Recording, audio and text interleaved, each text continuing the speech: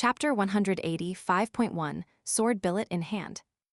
Back then, Qi Jingchen had used the locust branch collected and dragged over by Li Baoping to secretly carve a locust wood sword. He had then secretly placed this sword in Chen Ping'an's bamboo basket. Inside this locust wood sword, there lived a small incense person of unknown origin. However, after appearing for a short time once in Autumn Reed Inn and once in the Zhilen Cao clan's residence, the timid incense girl had never appeared again. Chen Ping'an went with the flow, and he didn't try to do anything by force. It was late night, and an old man was still puffing away at his smoking pipe in the Yang family's medicine shop. He furrowed his brows, and after making a grabbing motion, an incense girl fell to the ground from the void. Qi Jingchen went to so much effort to conceal you. What's his goal? Old man Yang asked coldly. The incense girl timidly stood up, and it was as if she were extremely apprehensive of this old man. Her hands tightly gripped the hems of her clothes, and her lips moved slightly as she spoke. The more old man Yang listened, the more tightly his brows knitted together. After contemplating for a long time, he finally said, "I accept." He used his smoking pipe to tap the ground, causing a small temple to materialize and roll toward the incense girl. The incense girl was delighted, and she was just about to jump inside the small temple. However, she suddenly looked up, and it was as if she wanted to say something. Old man Yang's expression was cold, and he said, "Knowing everything is naturally the best. However, if you can't achieve this goal, then it's best that you don't know anything at all. Only this way can you live a peaceful life." It appeared as if the incense girl was still a little bit hesitant.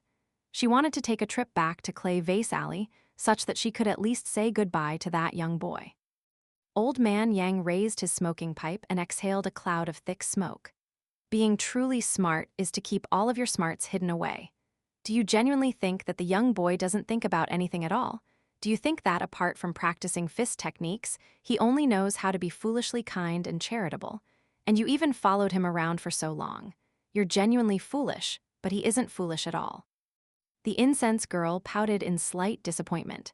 However, she was instantly transfixed with shock after walking into the small temple. Standing in the temple, it was as if she were an infinitesimally small grain of rice in a humongously large vat. On the tall walls of the small temple, there were countless dazzling names that were all glowing with different colors. Above the incense girl, there was a sea of spectacular and brilliant stars. Old man Yang put his smoking pipe away and clasped his hands behind his back. With his back slightly hunched, he left the pharmacy and left the small town. He sighed as he walked across the stone arch bridge, and his sigh was filled with a sense of pity and puzzlement. After slowly crossing the stone arch bridge, he walked along the bank of the Dragon Whisker River and arrived outside the blacksmith shop. He didn't walk inside, and he instead walked to the riverside. With a soft stomp, the river goddess immediately swam up from the bottom of the river. Her soul was shuddering, and she felt slightly dizzy. After realizing that it was Old Man Yang, she immediately put on an obsequious smile and said, "Great Immortal, there's no need for you to use your paramount mystical abilities. Just give me a shout, and I'll immediately come up. Head to the river source of the Dragon Whisker River at once," Old Man Yang ordered expressionlessly. "Actively disperse half of your godly body into the river and help Ruan Qiang increase the yin energy of the water." The river goddess was stupefied. Disperse half of her godly body.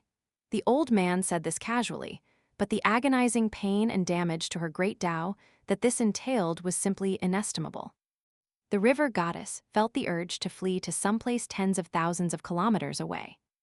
However, it was a shame that this was clearly impossible. "If you succeed, I'll help you ask for a river goddess temple after Ruan Qiang finishes forging the sword," Old Man Yang added.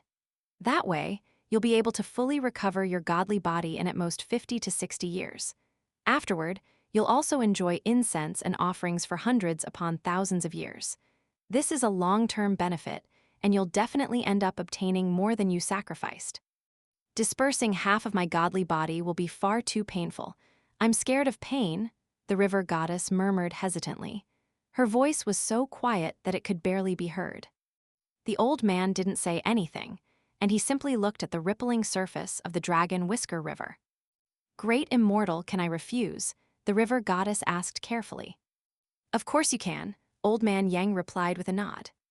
The river goddess was delighted, and she also felt extremely surprised at the same time.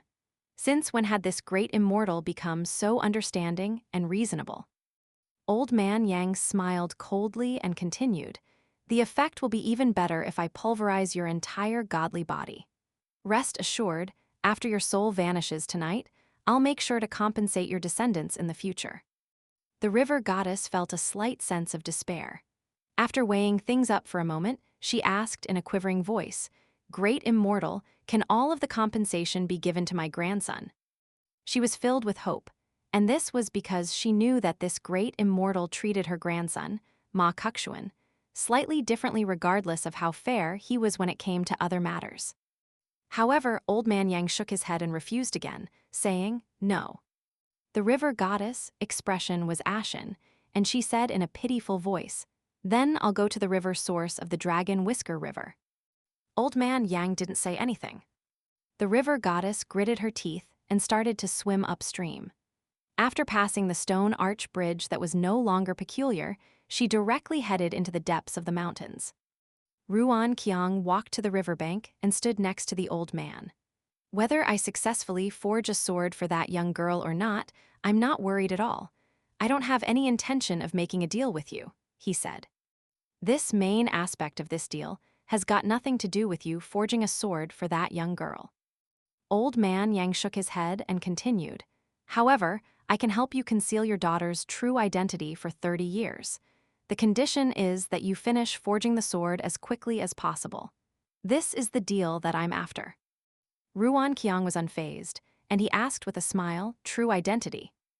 "Ruan Qiang, you simply need to nod or shake your head," the old man said calmly. Ruan Qiang felt slightly stifled, but he still nodded and agreed to Old Man Yang's proposal. The old man smiled and said, "When you look back in the future, you'll realize that this was worth it." Ruan Qiang asked a strange question, saying, "Then what wouldn't be worth it?" "Ruan Qiang, eavesdropping on other people isn't a good habit," Old Man Yang chuckled. "You, the eldest grandson of the Li clan and Wei Bo. I must keep an eye on the three of you," Ruan Qiang admitted in a frank manner. The old man nodded before shaking his head and saying, "It might be better to swap my position and Li Zisheng's position around." "After 1,000 years, or after 10,000 years?" Ruan Qiang asked with a smile. The old man didn't say anything else. Once they entered the chaotic age of battle between the 100 schools of thought, fiercely ambitious individuals, heroic figures, talented prodigies, and peculiar beings would rapidly spring up one after another like bamboo shoots after rain. In just a short period of time, the world would be completely changed. The old man had witnessed these magnificent scenes before, more than once. At the end of the day, Ruan Qiang was only a militarian sage and not a naturalist sage. Even though he was already planning very far ahead, for example, the matters pertaining to his daughter Ruan Xiu's growth, it was still not far ahead enough. At this moment, Old Man Yang suddenly said, "Of course it wasn't worth it. What's the point of gathering the souls of two ordinary mortals? The price to pay for doing so isn't small. If it were Ma Kukshuan, however, that's naturally another matter altogether." Ruan Qiang smiled and asked, "Senior, you've never been optimistic about Chen Ping'an." "It's fine as long as someone else is optimistic about him," Old Man Yang replied expressionlessly. The official post road toward the north reopened, and this caused the already bustling Red Candle town to become even livelier. It was nighttime, and a decorated boat with green bamboo curtains leisurely navigated out of the inlet and sailed toward the town. After entering the river that separated Red Candle town into two, the decorated boat immediately received a guest. This was a wealthy elder dressed in brocade robes and a middle-aged man dressed in coarse clothes. They looked like a wealthy master and his steward coming out to drink flower wine one. This was a medium-sized decorated boat with 5 boat hostesses. 2 of them rowed the boat, and 2 of them played instruments and prepared wine. The remaining boat hostess was the most beautiful of them all, and she sat beside the old man and carefully served him like an obedient and lovable woman. The old man laughed heartily, and he pointed at the unrefined man and said, How about it, old man Zai? People rely on elegant robes, just as Buddhas rely on golden robes. This saying isn't wrong, is it? Perhaps it was his embarrassment turning to anger, or perhaps he was an honest and frank person. The middle-aged man accepted a cup of wine from a boat hostess and thanked her before turning to the old man and saying, "Stop calling me old man Zai all the time. We're not that familiar with each other." The old man was a shameless person, and while he was accepting his cup of wine from the boat hostess, he seized the opportunity to caress the back of her hand. He didn't forget to wink and make eyes at the slender woman either. This disgusted the boat hostess immensely. However, she had no option but to put on a forced smile. The old man didn't pay any heed to this, and he simply indulged himself in the cup of wine. "You might not be familiar with me, but I'm very familiar with you. Your name spread from the northeast all the way to the south. Each time I talk about you with old friends, they all beg me to introduce them to you after learning that we're from the same hometown. They all say that it will be a big regret of theirs if they don't manage to see a great hero such as yourself." The middle-aged man simply frowned in reply. He lowered his head and continued to drink wine. The old man had a split mustache, and right now, he was sitting cross-legged with his head tilted and gazing at the bustling nightlife on the banks. He swirled his wine cup with one hand, and he pinched and stroked his mustache with his other hand. He looked extremely sleazy and uncouth no matter how one looked at him. This was made worse by the fact that he was purposely touching the boat hostess, shapely behind with his knee. The boat hostess was accustomed to seeing the tangling bodies of men and women, yet she still regretted her decision to sit next to this old man instead of the quiet middle-aged man. When the old man raised his hand to stroke his mustache, his sleeve slid down to reveal a dark green rope bracelet on his wrist. The observant boat hostesses on the decorated boat felt slightly disappointed upon seeing this. If this bracelet were worn by a young child, it would still appear fairly dainty and adorable. On the wrist of an old man, however, it appeared quite strange and out of place. The old man suddenly retracted his gaze, and he asked the beautiful woman beside him, "Do women in this business believe in pledges as eternal as the mountains and seas?"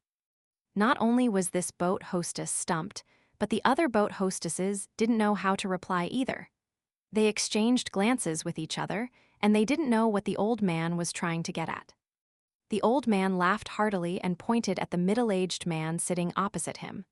"Look for him, it's genuinely useful. He's an impressive mountain lord, and he looks after quite a number of mountains. Pledges as eternal as the mountains and seas. The mountains mentioned here." The middle-aged man frowned but remained silent. He continued to slowly and absent-mindedly sip wine.